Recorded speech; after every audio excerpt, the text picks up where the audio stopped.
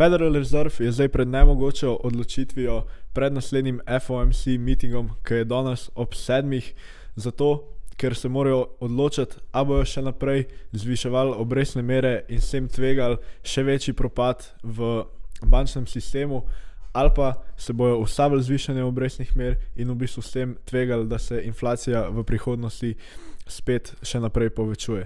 Tako da situacija je dosti resna, jaz si ne bi želel biti v Federal Reserve zdaj, ampak v bistvu bomo odgovor na to vprašanje izvedeli danes zvečer.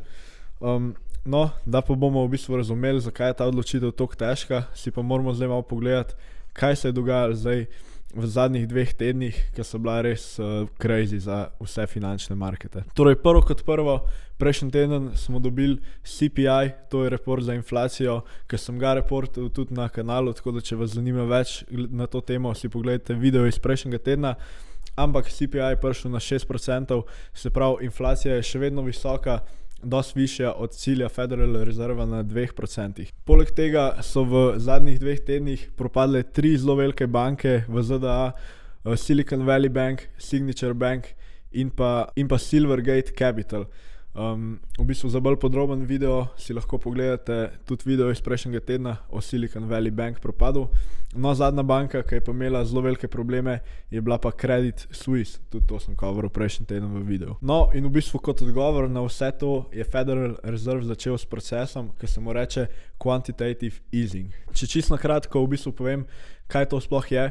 V bistvu Federal Reserve viša svoj balance sheet s tem, da kupujejo obveznice od pač svoje lastne vlade, se pravi od vlade ZDA, in s tem v bistvu povečajo denar, ki je trenutno v obtoku, pač za željo, da v bistvu pomagajo ekonomiji, preprečijo recesijo in podobno. No, in to je lih obratno, kakor proces, ki se mu reče quantitative tightening, se pravi, ta proces je pa v bistvu nižanje balance sheeta Federal Reserve, ki smo ga zdaj v bistvu videli, da se je dogajalo zadnjo leto, pač z namenom boja proti inflaciji. V bistvu, če si tukaj pogledamo kar na tej sliki Federal Reserve balance sheet, vidimo, da leta 2019 je imel Federal Reserve na balance sheetu tam okoli 3,7 trilijonov dolarjev. No, in Fed je pa v bistvu začel zelo napolno printati cash in v bistvu so v 2 letih balance sheet iz 3,7 trilijonov povečali skoraj na 9 trilijonov oziroma 8,96 trilijonov. Kar je v bistvu povzročal ta crazy bull market, ki smo ga videli v letih 2020-2021 in pa v bistvu tudi zelo pripomogli k inflaciji. Ne bom lih rekel, da je povzročil, ker so bili še drugi faktori, kakor vojna, pa recimo zaprtje Kitajske, ampak tudi to je bil eden izmed faktorjev za toliko veliko inflacijo, kot jo imamo zdaj. No, in zdaj zadnjo leto so s tem procesom quantitative tightening balance sheet zmanjšali na okoli 8,3 trilijone, ampak v bistvu so zdržali lih 1 let s tem procesom, zato ker prejšnji teden so v bistvu balance sheet spet povečali za okoli 300 milijard dolarjev na okoli 8,6 trilijonov zdaj. No, se pravi, to se je zgodilo zato, ker je Fed lih kar posodil v bistvu 300 milijard dolarjev raznim bankam v samo zadnjem tednu. Zdaj, holding company, ki so namenjeni za te banke, ki so propadle, se pravi Silicon Valley Bank, Signature Bank, ki so jih prevzeli FDIC regulatorji. No, te holding company so dobili 143 milijard dolarjev, medtem ko je še dodatnih 153 milijard dolarjev bilo posojenih raznoraznim bankam prek Fed discount windowa. In tako pa dobimo ta quantitative easing, ki smo ga videli. No, in zdaj dobivamo v bistvu reporte, da JP Morgan pričakuje, da bo ta pač proces quantitative easinga injektil vse tam do 2 trilijona dolarjev spet v ekonomijo, kar bi bilo valjda zelo, zelo slabo za inflacijo. Poleg tega zelo opažamo slabo likvidnost pri manjših bankah. Ena od teh je First Republic Bank, v katero so prejšnji teden večje banke, recimo JP Morgan, Bank of America, Goldman Sachs in še v bistvu druge, 11 bank je bilo. No, oni so v to banko v bistvu položili 30 milijard dolarjev za likvidnost, kar se meni zdi v bistvu dosti ironično, zato ker ljudje grejo v bistvu ven iz teh manjših bank, zaradi tega, ker jih je strah, da ne bojo mogli dvigniti svojega keša ven in grejo v večje banke, kot je JP Morgan, in kaj pa naredijo te večje banke, v bistvu dajo oni keš nazaj v te manjše banke. Dosti čudno, ne? Poleg tega je tudi predsednik Amerike Biden za pomoč prosil v bistvu tudi Warren Buffetta, kar je pač se mi zdi dosti čuden. Ampak Biden ga hoče pripraviti, da bi on investiral v ta regional banking sektor. Zato ker Warren Buffett je recimo tudi v letu 2008 pomagal banki Goldman Sachs z likvidnostjo in tudi leta 2011 je pomagal Bank of America. In mislim, da v bistvu Biden tukaj kar hoče je, da recimo bi Warren Buffett investiral in bi to nekako dal signal tudi ostalim investorjem, da pač če se njemu zdi to nekako dobra investicija, bojo tudi ostali investirali. V bistvu je bolj taka simbolna investicija tukaj sa strani Warren Buffetta, če sploh bo prišlo do te investicije. Ok, ampak a zdaj ta quantitative easing pomeni Fed U-turn, da se je obrnil, da pač bojo spet začeli printati money. Zdaj, po eni strani v bistvu ja, zato ker v bistvu v zgodovini vedno smo videli, da Fed ponovadi začne planičariti v bistvu, ko se neki zlom. V tem primeru so to pač banke. In pol spet ponovadi začnejo printati cash, tako kot je bilo recimo to v letih 1987, 2003, 2009, 2018, 2020. In ko so začeli ponovadi printati cash in ko so začeli cutati obrestne mere, je to ponovadi pomenilo dno v stock market. Ampak tukaj bi rad opozoril, da to, da so začeli printati, da to ni isto kot rate hike U-turn, se pravi, ni isto. To ne pomeni, da bojo zdaj začeli v bistvu tudi nižati obrestne mere. Ja. Ampak je pa pač načeloma printanje denarja pač dobro za risk on assete, zato smo tudi videli prejšnji teden stocksi so zelo dobro performali in recimo tudi Bitcoin je zelo dobro performal.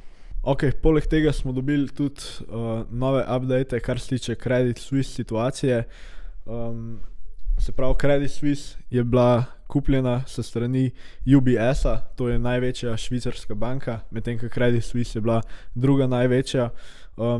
Kupili so jih za 3 milijarde švicarskih frankov, mislim, da je to malo več kot 3 milijarde evrov, nisem siguren. Ampak zakaj je ta deal bil toliko zanimiv? V bistvu vsebuje še 100 milijard pač pomoči z likvidnostjo sa strani švicarske centralne banke.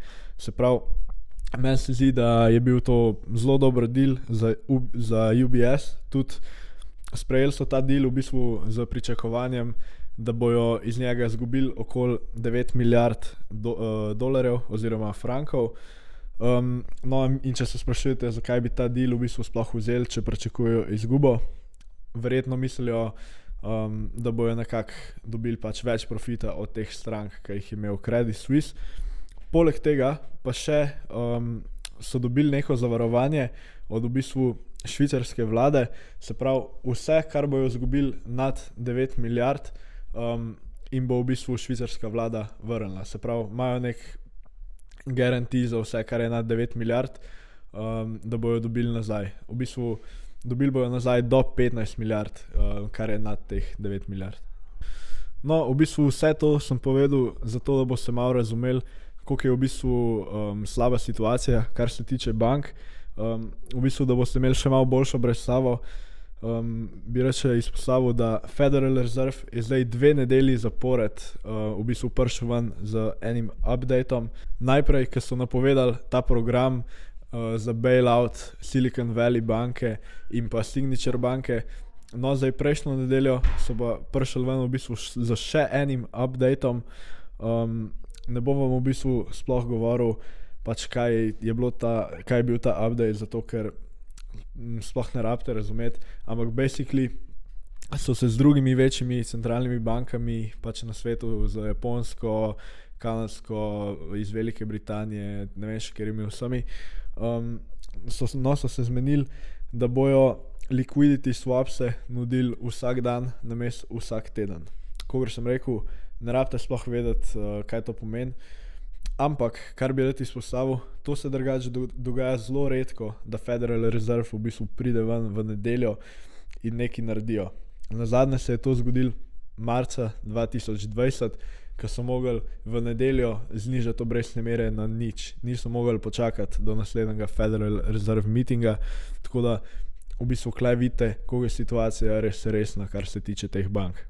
No in to nas prenese zdaj do Federal Reserve meetinga, ki je čez okoli 6 ur. In kot sem rekel, Federal Reserve ima zdaj res težko odločitev, a naj še naprej višajo obrestne mere, s tem tvegajo še več v bistvu bolečine pri bankah, ali naj se ustavijo in s tem tvegajo še več inflacije. Market je zelo prepričan, v bistvu zdaj celo z 90%, da bo Federal Reserve dvignil obrestne mere za 0,25%, ampak recimo pred to Credit Suisse dramo, preden so bili oni buyoutani strani UBS-a, je bilo v bistvu tam 50-50, se pravi vidimo, koliko je bilo realno strahu v marketu, 50-50, se pravi ali za nič, pa za 0,25. Recimo 2 tedna nazaj, a pa en mesec nazaj, so bile po možnosti tudi za 0,5% zvišanja. Tako da vidimo, koliko se je zdaj res to premikalo, koliko se je zadnje 2 tedna res zgodilo v marketu, da so se te expectationsi toliko spreminjali. Ok, kaj jaz mislim, da se bo zgodilo? Jaz sem isto 95 ali celo 99% siguren, da bo Fed se danes odločil za 0,25 zvišanja obrestno mer. Zakaj to mislim? Inflacija je še vedno dosti visoka, 6% je zelo daleč od cilja Federal Reserve, še vedno je zelo nizek unemployment, ki ga bomo v bistvu rabili povečati, če hočejo, da se zniža inflacija v service sektorju. In obenem se mi zdi, da v bistvu, če bi zdaj prišel pa ne bi zvišal obrestnih mer, bi to bil nek signal, da je ta kriza pri bankah še hujša, kakor je, da bi to še več strahu v bistvu prinesel pri ljudeh. Tako da jaz sem res skoraj čisto siguren, da bo Federal Reserve zvišal danes 0,25.